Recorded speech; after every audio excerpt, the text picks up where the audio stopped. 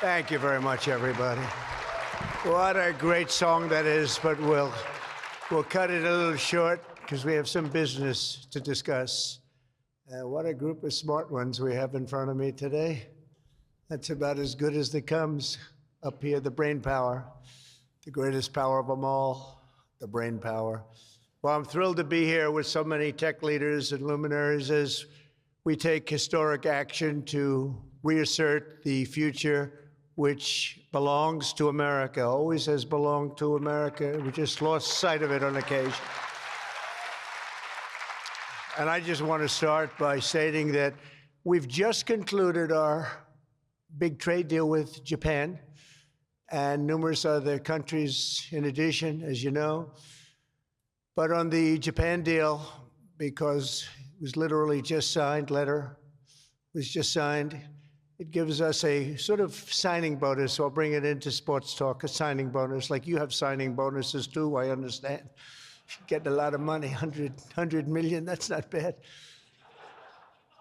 But that's not as good as the signing bonus we got. We got a $550 billion signing bonus for the country. And we had the tariff at 25%. As you know, we had a tariff at 25%.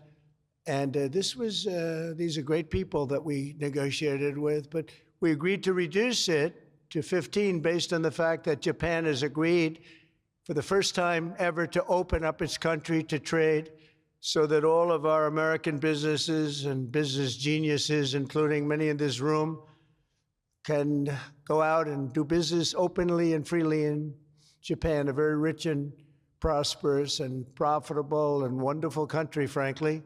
And we will pay a zero tariff as we do business in Japan. So we're paying zero, they're paying 15. We're getting $550 billion. And to be exact, it's 90% of that, but we control the whole lot of it. And it's really been great. And they're very happy, and their stock market went up, and our stock market went up, and that's supposed to be the way it is. Ours went way up, and theirs went up. And we've made numerous other deals like that. But the opening up of a country is very important to us. We have numerous countries that have opened their doors, just made some incredible transactions, but we're going to have a very, very simple tariff for some of the countries. We have so many countries, you can't negotiate deals with everyone, so we'll have a straight, simple tariff of anywhere between 15 and 50%. A couple we have 15 because we haven't been getting along with those countries too well, so we just say, let's pay 50, and that's the way it is. But remember, we get countries that were closed, always closed. Everyone in this room would never remember any of them to be open. We've offered such a deal to the European Union where we're in serious negotiations, and if they agree to open up the union to American businesses, then we will let them pay a lower tariff. So the tariff is very important, but the opening of a country, I think, can be more important if our businesses do the job that they're supposed to be doing. Such openings are worthy of many points in tariffs, and they're a good thing, not only for, as an example, Japan or Europe, but certainly a great thing for America because it allows our businesses to go out and fairly compete and do really well if they compete properly, like the people that I know. Everyone in this room practically I know has competed very successfully. I haven't seen any, and I know the losers just like I know the winners. I tell you, I don't see any of the losers here. But now if some of the countries that pay 25% or more on autos complain, remember that Japan was willing to pay upfront the $550 billion for that privilege of negotiating with the United States of America. We also made a deal yesterday with the Philippines and Indonesia, which in both cases will be opening up their country. And we're in the process of completing our deal with China. And as you know, the UK, we made a deal. It was a very good deal for everybody. Everybody's happy. It's always nice when everybody can be happy.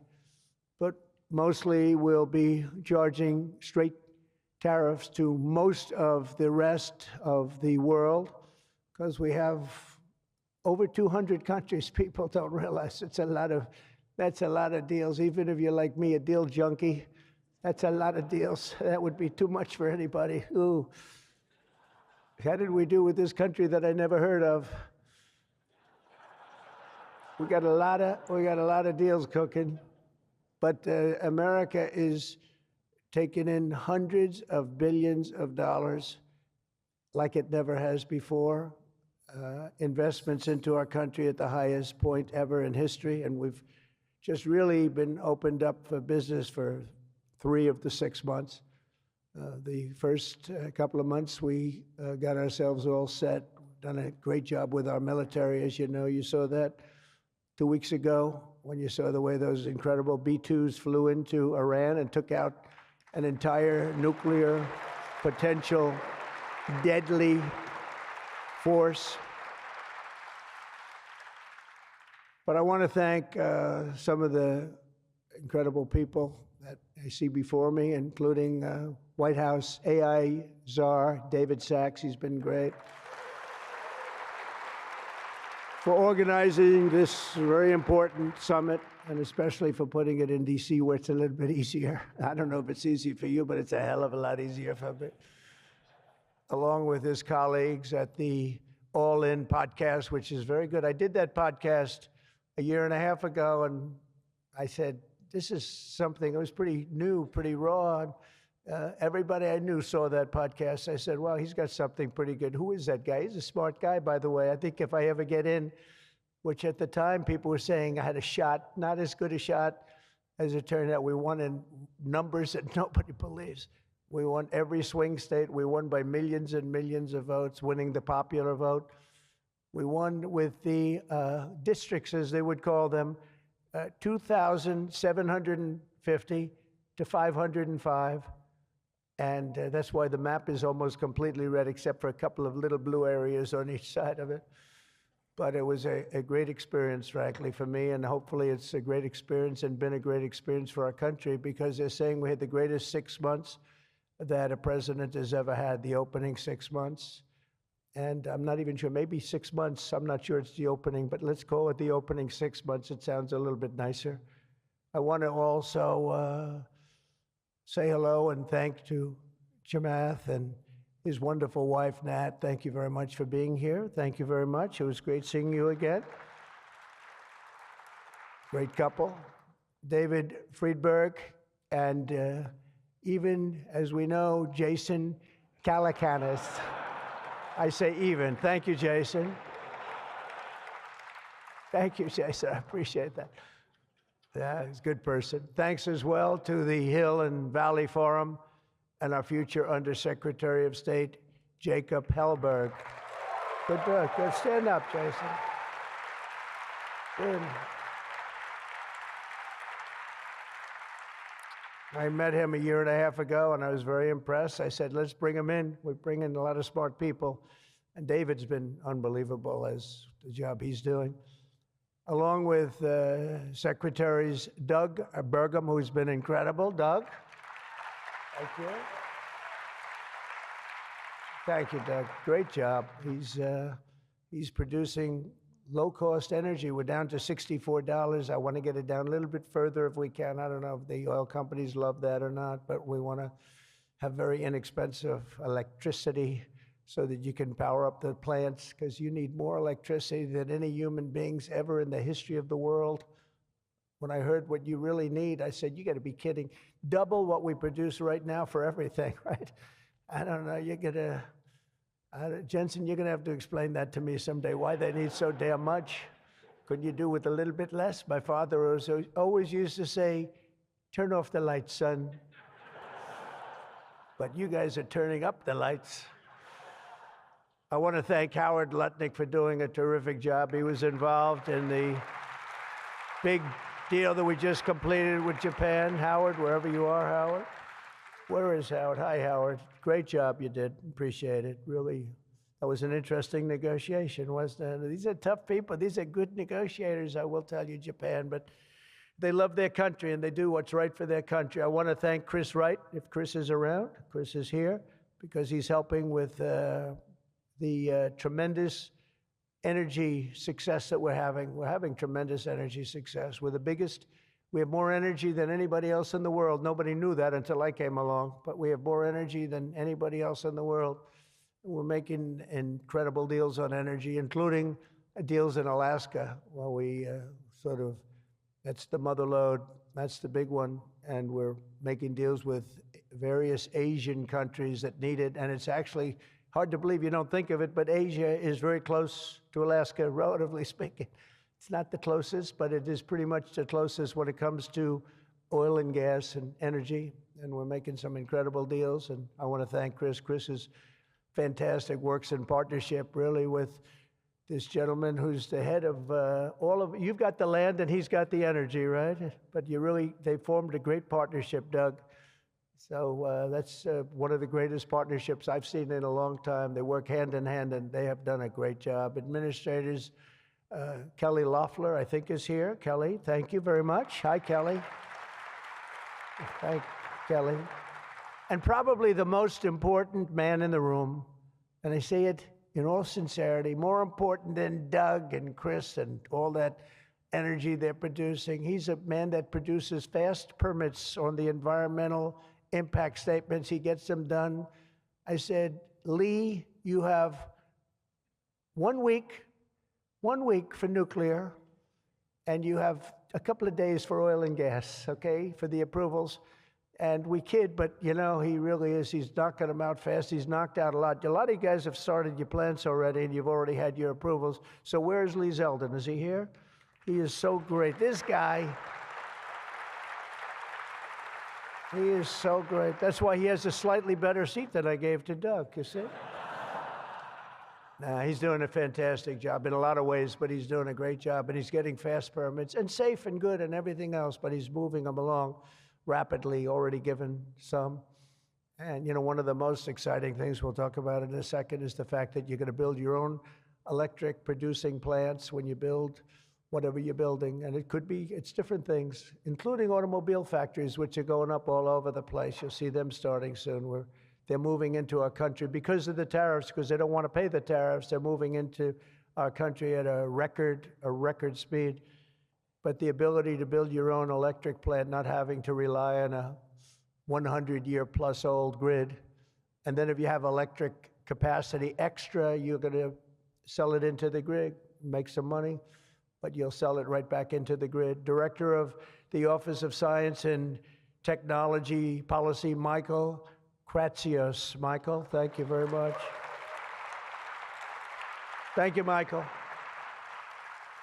As well, it's supposed to be taking a vote right now, a big vote. Senator Ted Cruz. Is Senator Cruz here?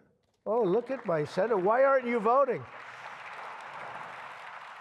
I think we lost David McCormick, who's voting. So is David here?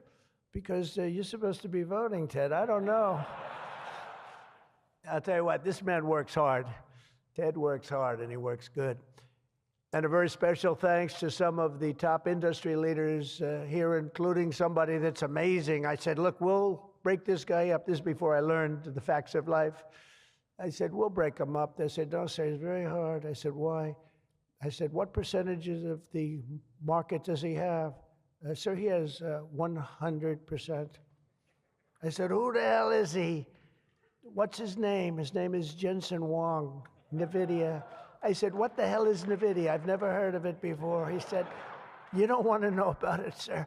I figured we could go in and we could sort of break them up a little bit, get them a little competition. And I found out it's not easy in that business. I said, supposing we put the greatest minds together and they work hand in hand for a couple of years.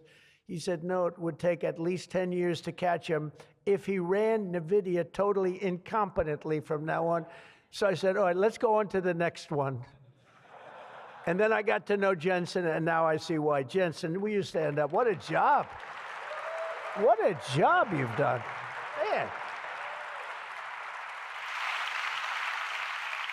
Great. He's a great guy, too. Lisa Su of AMD. Lisa? Lisa? Thank you. Congratulations. Great job. Sham Sanikar of Palantir. We buy a lot of things from Palantir. Where are you? Are we paying our bills? I think so. We just made a deal with the European Union where they're going to pay the United States of America 100% of the cost of all military equipment. They're going to ship it to the European Union, and then they'll distribute it, and much of it will go to Ukraine. It's been a long time since you've heard those words, because we're in for $350 billion. But now we send it to Europe, and Europe pays, and they were great. We had a tremendous NATO meeting a few weeks ago, and it was pretty amazing, actually, what happened. They agreed to go from 2% to 5%, and they had 2% where they didn't pay. They have 5% where they've already paid. That's a big difference. That's trillions of dollars, actually, trillions.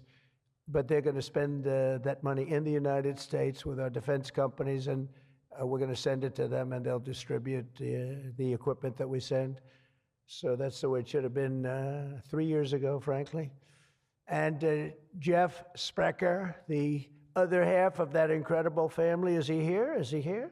He's a fantastic guy, international, intercontinental exchange, and he's been a friend of mine for a long time, the husband of Kelly, who's really doing a good job. You are really doing a good job. And small business, which is actually big business if you add it all up, right? It's probably the biggest bank there is, but they call it small business, and she's done a fantastic job. Thanks, Kel. Say hello to Jeff. As we gather this afternoon, we're still in the earliest days of one of the most important technological revolutions in the history of the world. Around the globe, everyone is talking about artificial intelligence. I find that too. Artificial, I can't stand it. I don't even like the name. You know, I don't like anything that's artificial. So could we straighten that out, please? We should change the name.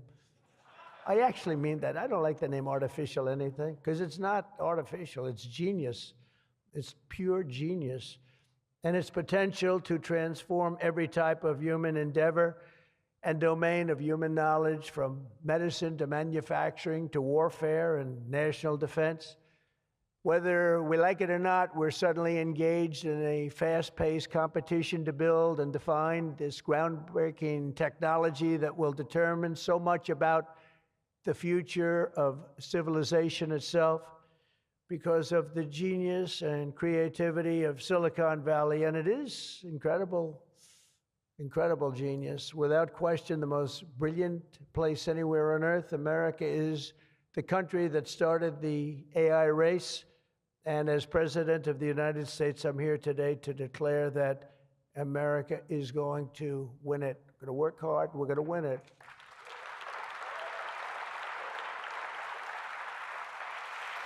Because we will not allow any foreign nation to beat us. Our children will not live on a planet controlled by the algorithms of the adversaries advancing values and interests contrary to our own. We don't want to have contrary interests. We want to get along, and we'll get along with other countries. We're having a great relationship, as I told you, with those countries that we mentioned, with Japan and Indonesia and so many others.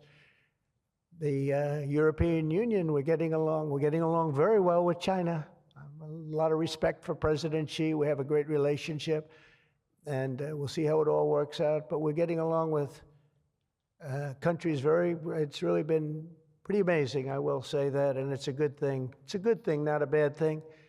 So from this day forward, it'll be a policy of the United States to do whatever it takes to lead the world in artificial intelligence, such an important thing happening. This is really something that nobody expected. It just popped out of the air, and here we are. But we will defend our nation, our values, our future, and our freedom, and it will be really great. But what we really need to be successful is a very simple phrase called common sense, and that begins with a common sense application of artificial and intellectual property rules. It's so important. You can't be expected to have a successful AI program when every single article, book, or anything else that you've read or studied, you're supposed to pay for. Gee, I read a book, I'm supposed to pay somebody. And you know, we appreciate that, but you just can't do it because it's not doable. And if you're going to try and do that, you're not going to have a successful program. I think most of the people in the room know what I mean. When a person reads a book or an article, you've gained great knowledge. That does not mean that you're violating copyright laws or have to make deals with every content provider. And that's a big thing that you're working on right now, I know, but you just can't do it. China's not doing it, and if you're going to be beating China, and right now we're leading China very substantially in AI, very, very substantially, and nobody's seen the amount of work that's going to be bursting upon the scene, but you have to be able to play by the same set of rules. So when you have something, when you read something, and when it goes into this vast intelligence machine, we'll call it, you cannot expect to every single time say, oh, let's pay this one that much, let's pay this one. It just doesn't work that way. Of course, you can't copy or plagiarize an article, but if you read an article and learn from it, we have to allow AI to use that pool of knowledge without going through the complexity of contract negotiations, of which there would be thousands for every time we use AI. We also have to have a single federal standard, not 50 different states regulating this industry of the future. And some people would say, gee, that's an unpopular thing to say. I was told before I got up here, this is an unpopular thing because some people, they don't want that. But I want you to be successful. And you can't have one state holding you up. You can't have 3 or 4 states holding you up. You can't have a state with standards that are so high that it's going to hold you up. You have to have a federal rule and regulation. Hopefully you'll have the right guy in this position that's going to supplant the states. If you are operating under 50 different sets of state laws, the most restrictive state of all will be the one that rules. So you could have a state run by a crazy governor, a governor that hates you, a governor that's not smart, or maybe a governor that's very smart, but decides that he doesn't like the industry and he can put you out of business because you're going to have to go to that lowest common denominator. We need one common sense federal standard that supersedes all states, supersedes everybody, so you don't end up in litigation with 43 states at one time. You got to go litigation free. It's the only way. And we also have to watch Europe, Asia, and all foreign countries so that they don't make rules and regulations that likewise make it impossible for you to do business, and where you'd have to make everything in AI cater to them, because again, you'd have to cater to the toughest country or to the toughest state. You can't do that because it would ruin it. I just terminated all of the, as an example, California car emissions rules, which were a disaster. It cost them just billions of dollars as an industry, but thousands of dollars per car. The emission rule standard, because they were making the production of an automobile almost impossible and at a tremendously higher cost, much more expensive than it should cost, for very little gain, for actually, in my opinion, negative gain. The automobile was worse. Under this administration, our innovation will be unmatched and our capabilities will be unrivaled. And with the help of many of the people in this room, America's ultimate triumph will be absolutely unstoppable. We will be unstoppable as a nation.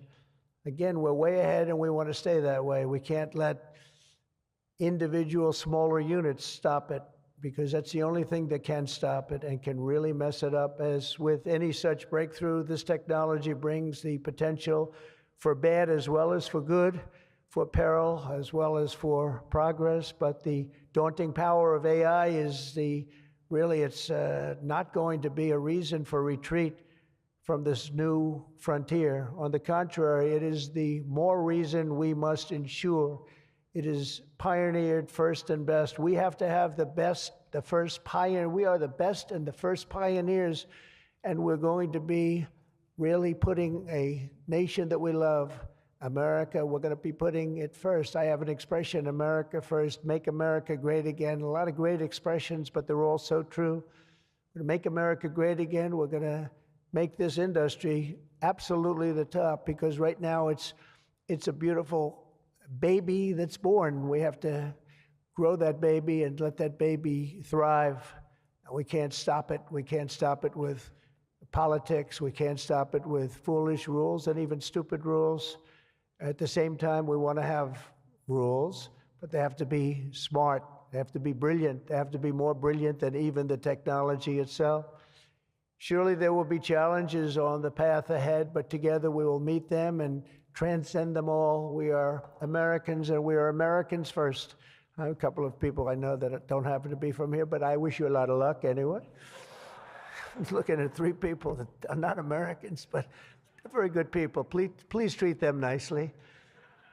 But we do not shrink from the future or cower in the face of uncertainty. We dominate the future. We conquer new frontiers, and we control our own fate. And we determine, by doing that, our own destiny.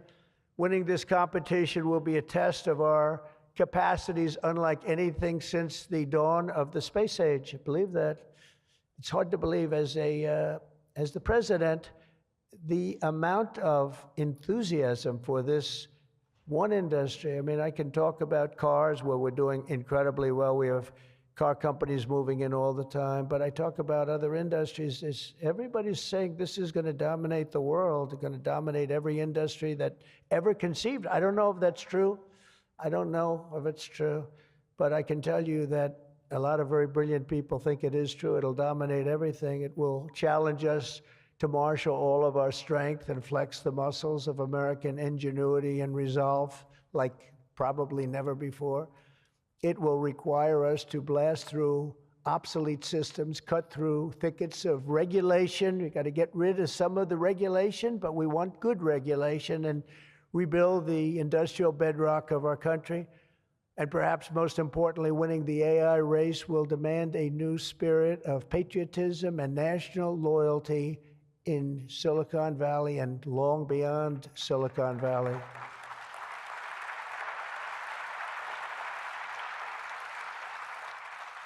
For too long, much of our tech industry pursued a radical globalism that left millions of Americans feeling distrustful and betrayed. And you know that. Everybody knows that. Everybody in this room certainly does. Many of our largest tech companies have reaped the blessings of American freedom while building their factories in China, hiring workers in India, and slashing profits in Ireland. You know that? All the while dismissing and even censoring their fellow citizens right here at home. Under President Trump, those days are over. We need U.S. technology companies to be all in for America. We want you to put America first. You have to do that. That's all we ask. That's all we ask. To partner with our tech geniuses in achieving this vision today, we're releasing the White House AI Action Plan. Big stuff. We're signing it right after this. In fact, I see it sitting right there. Maybe I should just sign it right now. Who the hell has to make the rest of this speech, right? But here are the pillars of the strategy. First, my administration will use every tool at our disposal to ensure that the United States can build and maintain the largest, most powerful, and most advanced AI infrastructure anywhere on the planet. America needs new data centers, new semiconductor and chip manufacturing facilities, new power plants and transmission lines. And under my leadership, we're going to get that job done, and it's going to be done with certainty and with environmental protection and all of the things that we have to do to get it done properly. Virtually all of these large capital investments can be and should be made by the private sector. And they want to do that. They just want to be able to do it.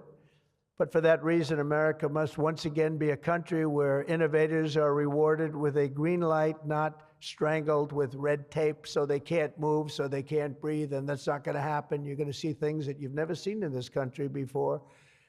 So often, and I've been watching for many years, I've watched regulation. I've been a victim of regulation. A zone change that takes 6 years for a building in Manhattan or whatever, but I was good at zone changes, but it took a long time. By the time you got the zoning, the market changed. You didn't want to build the building. You say, well, but in some cases that made you lucky, didn't it? Huh? In some, not too many people understand that in this room, but in some cases, waiting for that approval as the market collapsed was a good thing, not a bad thing. But it's time to reclaim our heritage as a nation of builders, and that's why, upon taking office, I signed a historic executive order directing that every one, and this is so important. For every new regulation, 10 old regulations must be immediately eliminated. So we have old regulations that clog up the books that don't even mean anything anymore. You know, in my first term, I had more regulation cuts than any president in history times 4, and that included two-term presidents where you're talking about 8 years. We had more than any other president, and I think we may even top it this year. We may very well be able to top it during this period of time, because you're really, you are a regulation-prone group, and we're looking to get those regulations out of your way so you can use your genius. Earlier this month, we also enacted the largest tax cuts in American history when I signed the One Big Beautiful Bill into law. And I think the most important thing in the whole tax cut, in terms of pure economics, and I think one of the reasons that my first, we had the most successful economy in history during my first term, and I think this is going to blow it away. So far it is, and I think this is going to blow it away. But the reason we had was I had expensing at 100%. And what we did is we included 100% in this bill, expensing for all capital expenditures, including investments in factories and equipment and structure. Structure wasn't included last time, so even structure, and you're able to write it all off immediately. That's the biggest thing. Not 38 years, not 42 years. You're able to write it all off immediately. And this time, we've made it for 10 years, not for 1 year. We've made it for 10 years, so you have a much longer period, but I'd say get out and take advantage of it. I think that's one of the reasons that we had such an incredible success with the first tax cuts. And one of the things that this bill does is it extends the first tax cuts and makes them permanent. And in addition to that, we were granted other taxes, like no tax on tips, no tax on Social Security, no tax on overtime.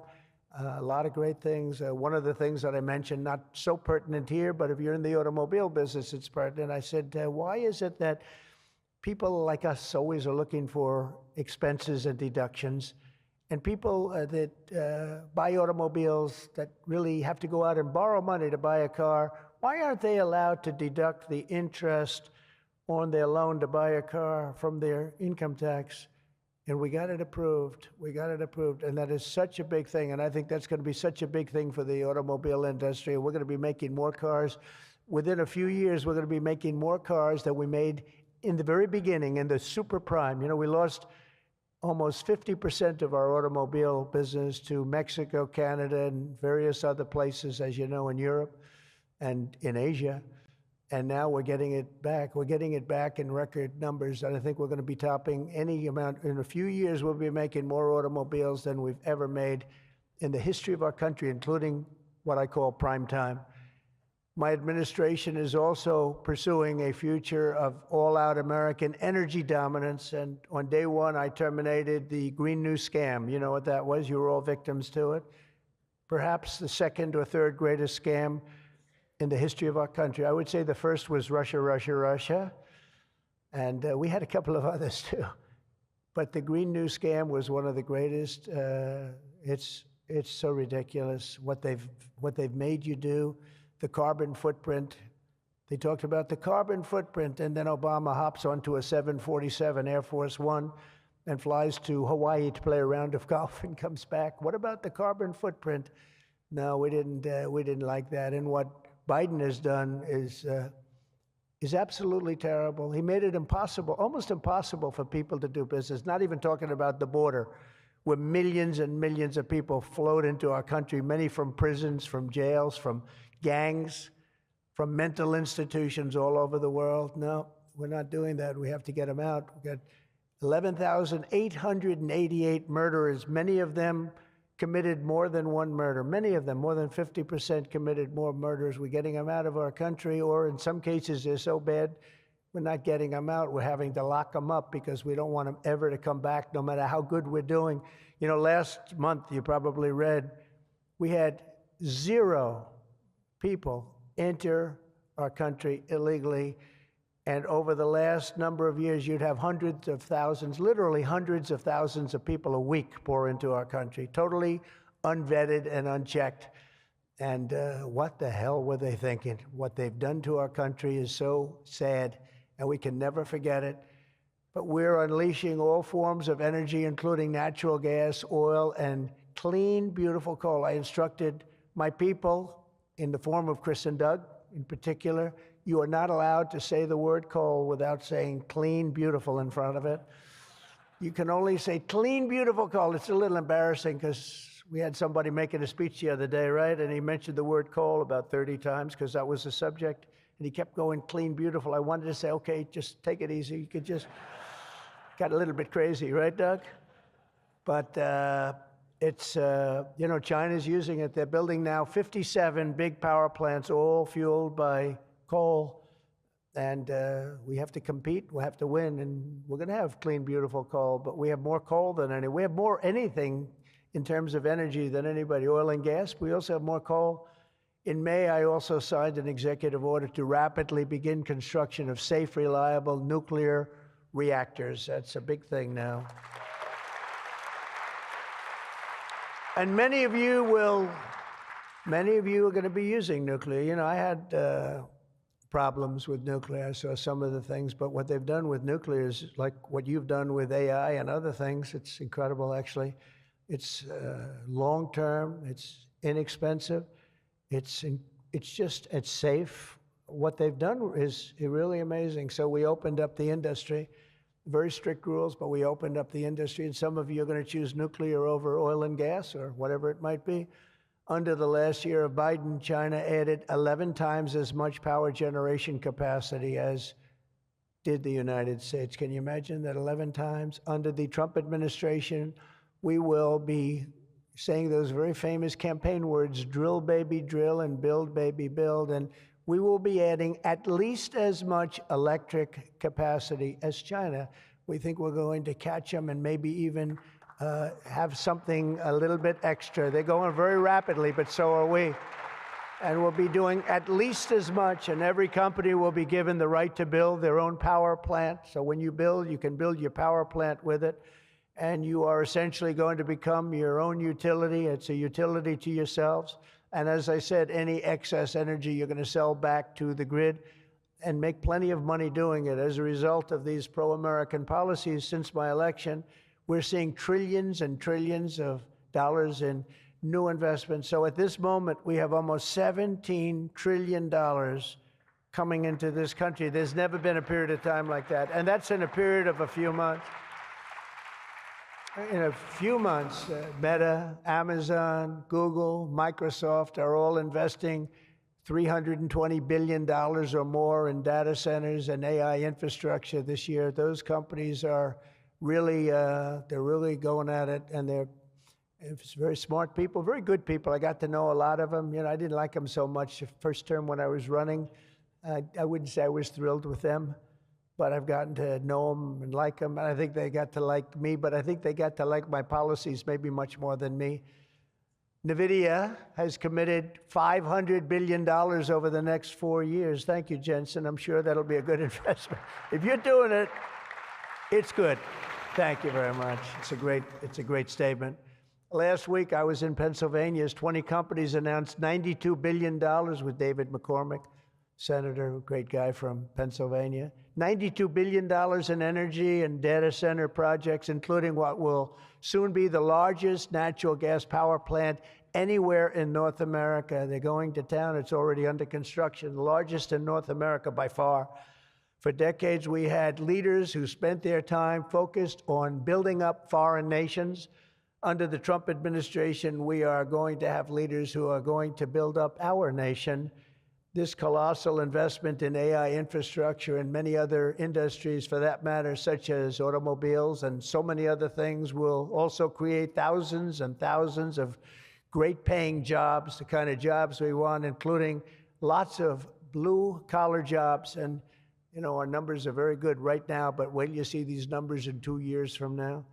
It will mean higher wages and more opportunity for millions of energy workers, HVAC technicians, engineers, electricians, and the hardworking citizens who make our country run. These are great people that make our country actually run. To ensure America maintains the world-class infrastructure we need to win today, I will sign a sweeping executive order to fast-track federal permitting, streamline reviews, and do everything possible to expedite construction of all major AI infrastructure projects. And this will be done.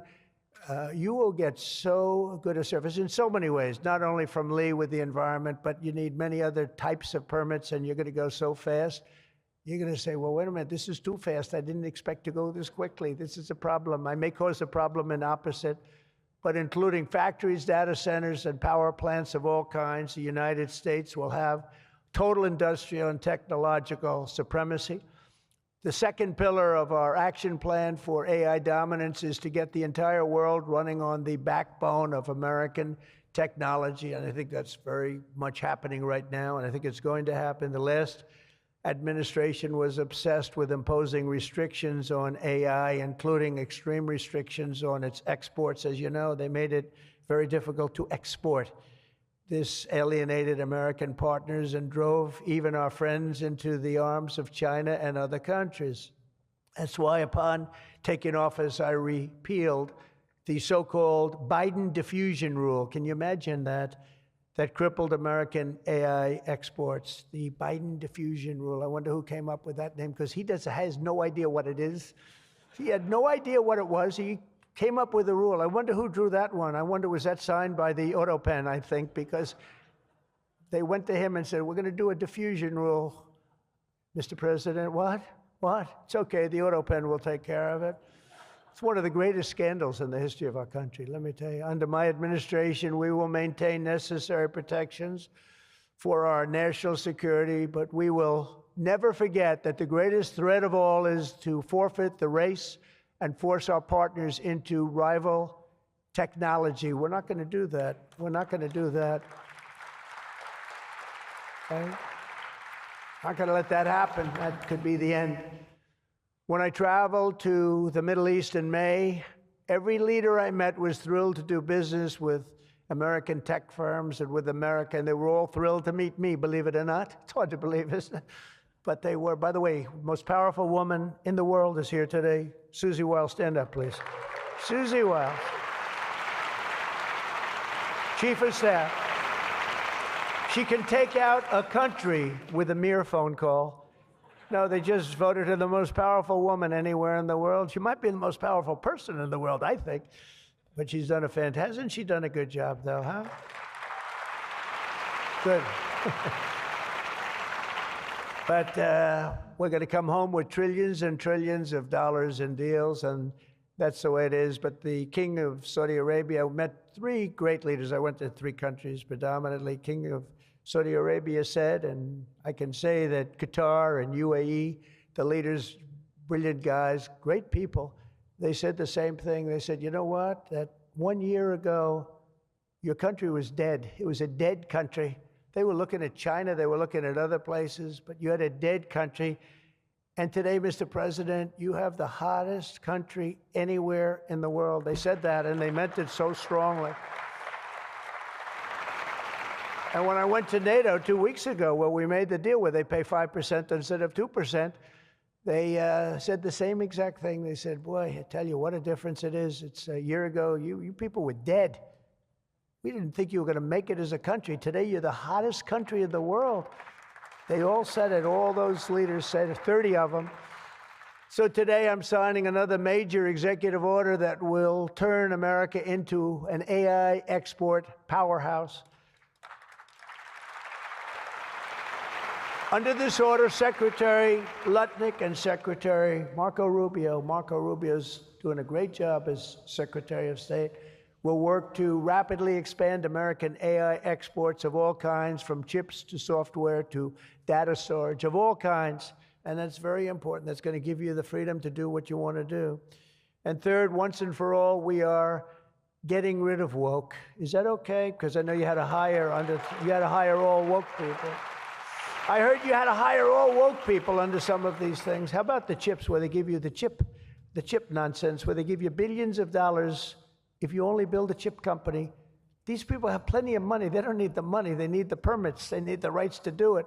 They don't want to pay tariffs, so they come and they build here. That's why they're coming here. They like, number one, they like me, but they like not having to pay tariffs even more. And they're coming. But Biden gave billions of dollars to companies that have nothing but cash. And they don't say where to build. It's just give them money. But here's the problem.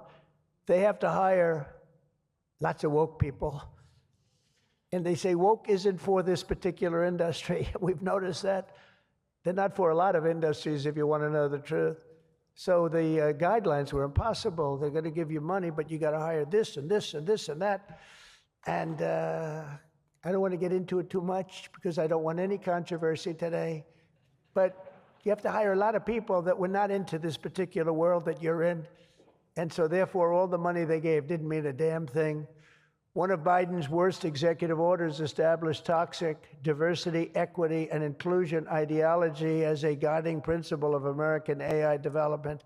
So you immediately knew that was the end of your development. But the American people do not want woke Marxist lunacy in the AI models, and neither do other countries. They don't want it. They don't want anything to do with it. That's why on day one, I very proudly terminated Joe Biden's order on woke AI effective immediately. You don't have any of those crazy rules. Crazy rule. And in just a moment, I will be signing an order banning the federal government from procuring AI technology that has been infused with partisan bias or ideological agendas such as critical race theory, which is ridiculous. And from now on, the U.S. government will deal only with AI that pursues truth, fairness, and strict impartiality. We're not going to go through the craziness that we've gone through for the last 4 years. And then we skip 4, and then you go back, and it started then. But it hung around a little while. Now it's not hanging around at all. Now it's actually very uncool, as somebody told me the other day. It's so uncool to be woke. I encourage all American companies to join us in rejecting poisonous Marxism in our technology. It'll be very interesting to see what's happening in New York, because they're actually thinking about electing a communist in New York. They like to call him a socialist. He's not a socialist. He's a communist. But don't worry, you're going to be okay. He still has to get his money from the White House, and that's not going to happen until he shapes up. But as an example, we are not going to allow men to play in women's sports. That's an example. That's one. And they say that's an 80-20 number. They say 80% would be against it. No, it's not 80-20. It's about 97-3. And I don't know who the 3 are. I've never seen anybody. I've never had a person. I've seen everybody. I'm a very open person. They come up to me and they talk to me. I've never had anybody come up, "Sir, you have to let men play in women's sports." I've never had it. I deal with hundreds of thousands of people. Every time I talk to somebody, nobody's ever, they talk about AI, they talk about everything, but they've never said, "You got to allow, this is ridiculous. Men should be allowed to play in women's sports." It's sort of crazy, isn't it, huh? You have to see, did you see the race? It was a race, a long-distance marathon, one of those all-day deals, and we had one of the great female runners, and we had one of the great male runners, and at the end of the day, he won the race by 5 hours and 14 seconds. They waited around for the really good athlete female. It's very demeaning to women, I want to tell you that, but they waited, her parents were waiting for hours. Somebody said, "Why don't you go back to the hotel and sleep for a few hours and come back and meet your daughter?" This is what they do. You got to see the weightlifting records, though. They're the best of all. A woman lifted 212 pounds. It was a world record. It held for 18 years. And now a man who transitioned came up and looked at the bar. "How much is it?" 212 pounds. "Oh, let me try it." Bing, bong. I think he broke the record by 109 pounds. It's going to be a long time. It's going to be a long time before a woman catches that. And these are great athletes and great people, and it's demeaning. And who the hell wants this? We're off of that whole standard, because I just tell you those as examples. We're off of it. The reason the last administration was so eager to regulate and restrict AI was so they could limit this technology to just a few large companies, allowing them to centralize it, censor it, control it, weaponize it, and they would weaponize it. A very dishonest group of people. You probably saw that because we caught them in the act. We really caught them. We had it before, but now we really have them. We have it where it counts. But this is the exact opposite of my approach. The unique strength of the American tech industry has always come from its startups and small tech. It comes through small. Jensen was small. Were you ever small? I think so. When you started in your bedroom, I think you were small, right? He started as very small, and now he's really become very amazing. If you regulate them too much, you kill the source of American genius and technological power. I believe that. Joe Biden had a plan to lose the AI race. I think he wanted to lose it because his plan would never have worked. It would have never been successful. You would have spent a lot of money and you wouldn't have been able to win. They didn't allow you to win, but we have a plan which only admires and respects the winners.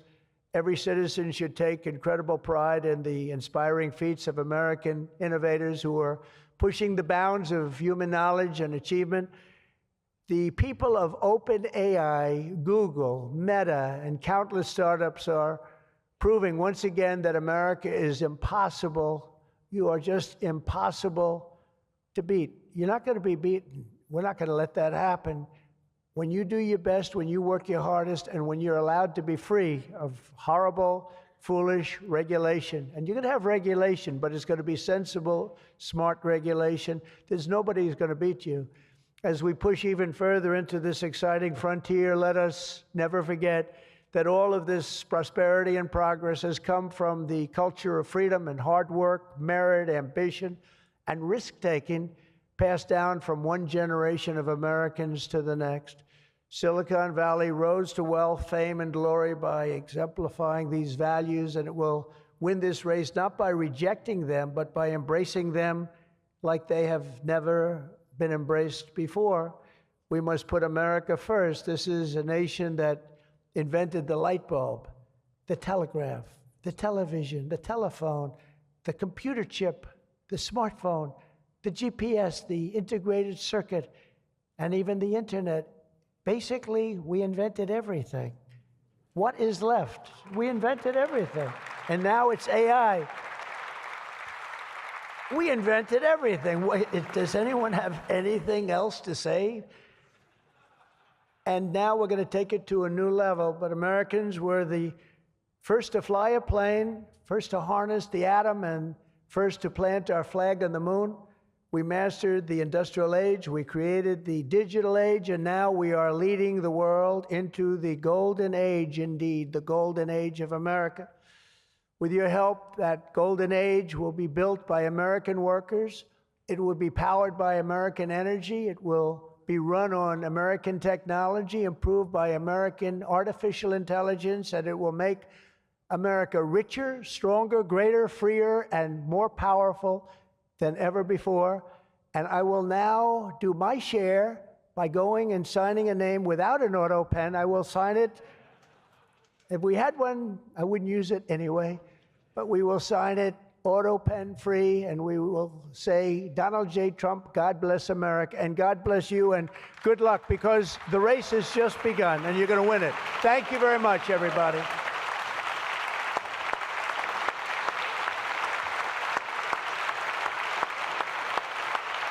Thank you.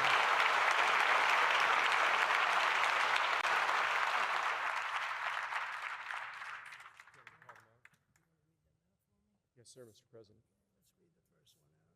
Mr. President, the first executive order that we've prepared for your signature today relates to federal permitting for data center infrastructure. As you mentioned during your speech, this is a crucial issue affecting the entire AI industry. What this executive order will do is establish fast-track permitting and ensure that the federal government is working to get data centers approved and through the permitting pipeline as quickly as possible.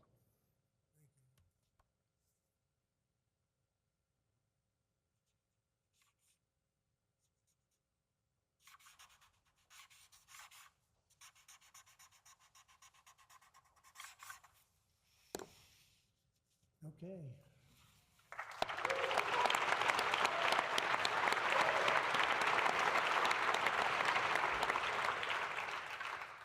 As you said before, sir, it's absolutely essential that American AI models and the American AI industry dominates the future of this industry around the world. What this next executive order will do is promote, through various instrumentalities of the federal government, the export abroad of American AI models to ensure American AI dominance in the future.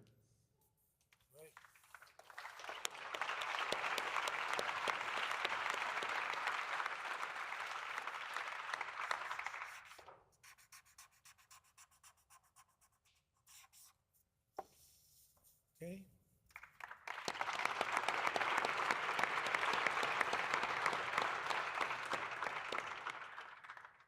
And lastly, sir, as you said in your speech, we don't want woke AI. We want AI models based on accurate information that give accurate information and accurate answers.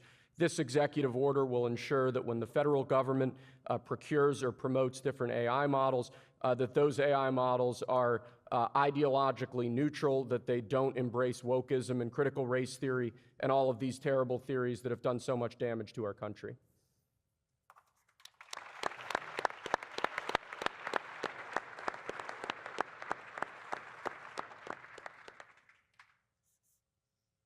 Thank you very much. Thank you, my friend.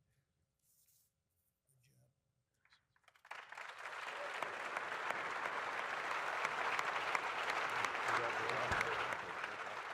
Thank you, everybody. Thank you very much, everybody. Good luck. Good luck. Thank you.